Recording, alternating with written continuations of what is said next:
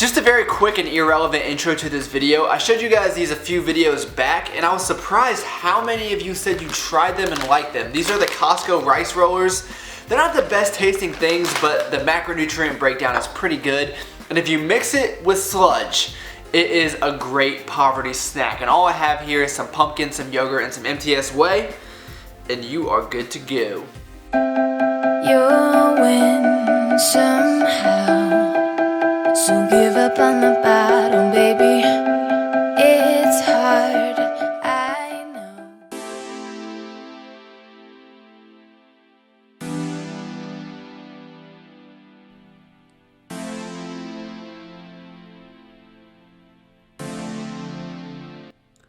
Hey, what's up guys? I'm excited to bring you this workout footage. You are seeing the bench power day, and I was initially supposed to work up to 255 pounds for a double, but what you're gonna see is that I did not follow the program exactly, which I'm sure is starting to sound very Travis-esque, at least the old Travis, right? Because on this PRS program, I've been following it almost verbatim.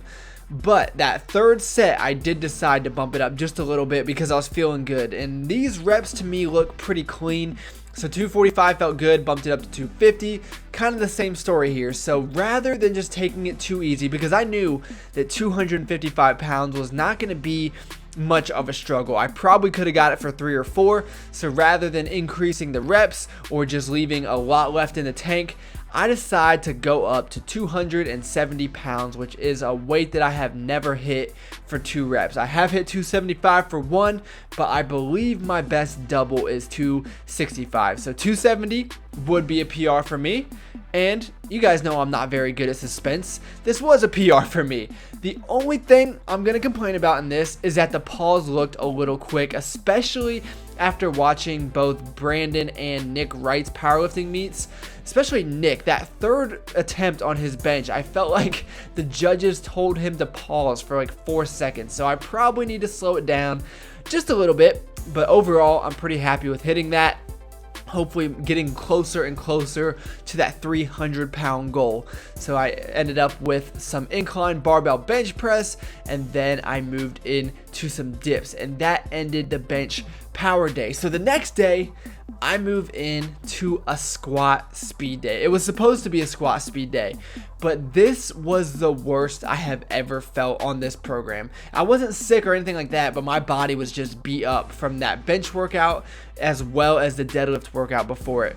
So I was supposed to start at 275 pounds, and I did for the first set, and you will see that this is everything but speedy. So just like I decided to change the weight in the previous workout, I decided to move the weight in this workout as well. The only difference is I moved it down. So I guess that leads into the discussion that when you get a program, it is just a template. Yes, you should probably follow it for the most part, but there's no way a template can get it 100% correct, especially if you don't have a one-on-one personalized coach. There's so many variables in training, and you're gonna have to adapt to that.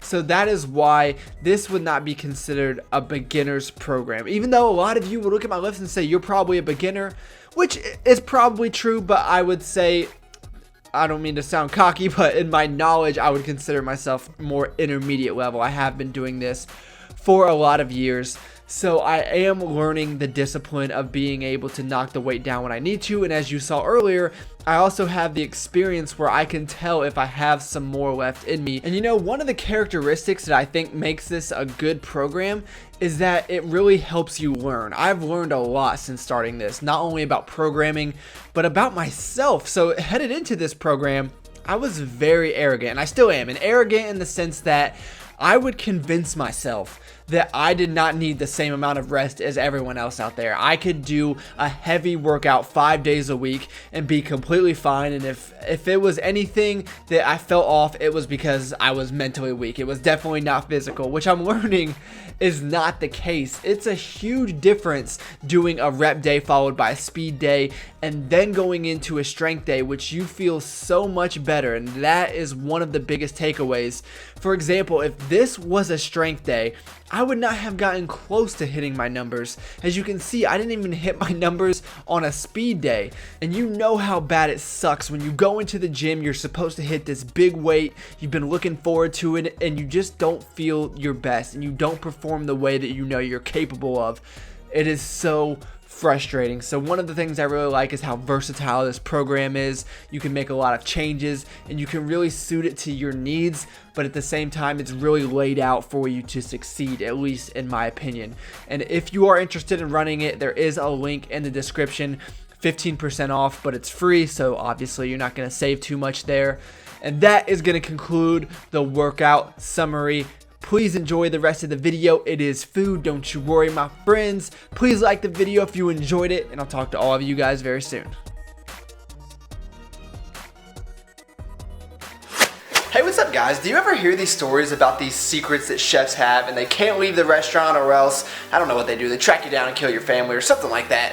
Well, I think I figured one out, and I don't know whose secret it is, so I think that I'm safe leaking it to you guys, but this is gonna blow your mind because one of the best tools I have found in the kitchen is a plastic bag. I know, it's crazy, a plastic bag. You wouldn't think they could do much for you, but what it will do is it will keep your kitchen clean. You guys know I am all about keeping my kitchen clean, and you can just do a lot of different things. You can combine all your ingredients in a plastic bag, shake the food around, and you're done. It's genius. And really all I did was I cut up some potatoes and I put them in a bag with the seasoning and some olive oil, and that's it. And you just shake it all around. And we're also going to make some chicken doing the same thing. So all I did was I chopped up some chicken, and then I mixed in some breadcrumbs, some flour, some different seasonings I'm showing you right now, and we'll put it all in a blender, and then we put the chicken in the bag. But this is something pretty cool with the chicken. So I'm actually going to be marinating it. Is that the word, marinating?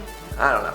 But I'm gonna be putting some lime juice in there. And the reason I'm gonna do that is because we're gonna have some like citrus chicken, and then that goes hand in hand with one of the secret things that I'm gonna be putting in the bread flour and all that stuff, which is just a little bit of sweetener. I know it sounds crazy, but trust me, I've shown you guys this on my channel before, and everyone that has tried it has really enjoyed it. I realized I said lime juice. I meant to say lemon juice. Lime juice works as well, but this has an Italian flag on it, so you know this is gonna be a little bit better. And there you go. You got some beautiful breaded chicken. The best part about this is that you didn't have to touch raw meat, which is one of my least favorite things to do in the entire world. It is disgusting. If anyone can name this movie, I'll be extremely happy. It's such a good movie.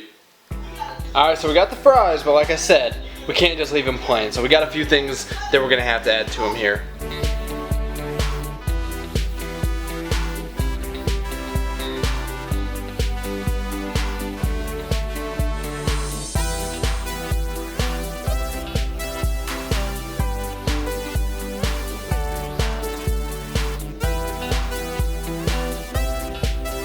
In reality, I'm not the biggest fan of French fries, but anytime you have to use a fork to eat them, there's a good chance that I'm gonna be interested. So look how well that all came together. Very, very excited to eat this. And we got some chicken over here, and that is going to be dinner.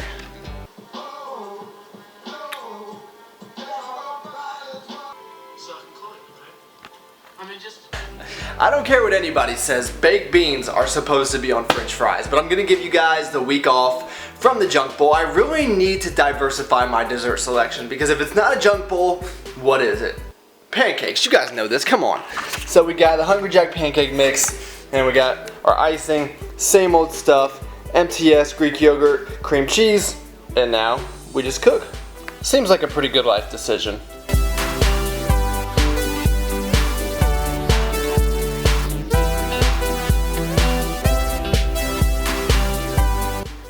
I admit, it's a bit random and awesome.